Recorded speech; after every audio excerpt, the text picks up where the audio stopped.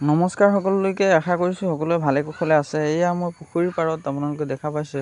ক'বলৈ গ'লে মোৰ কাৰণে এটা নিজান ঠাই, এটা ভাল লগা ঠাই। ইয়াতে মই ভিডিঅ' প্ৰস্তুত কৰি ভাল পাওঁ। আৰু এইখিনিতে এটা কথা কওঁ, বহুত দিন হ'ল ভিডিঅ' প্ৰস্তুত কৰা নাই।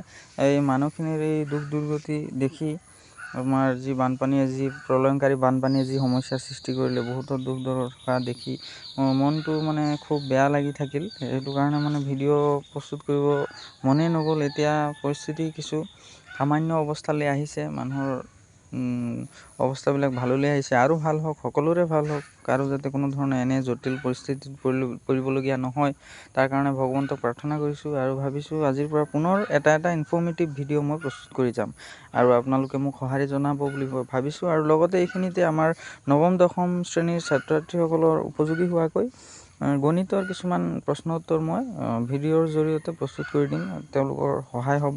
আৰু মই সৰুৰ পৰাই পঢ়া লিখাৰ লগতে জড়িত থাকোঁ, ল'ৰা ছোৱালী এইখিনি পঢ়াইছিলোঁ, তাৰ অভিজ্ঞতাৰ ভিত্তিতে মই ভিডিঅ'খিনি প্ৰস্তুত কৰিম। এইখিনিয়ে কথা আছিলে। ধন্যবাদ।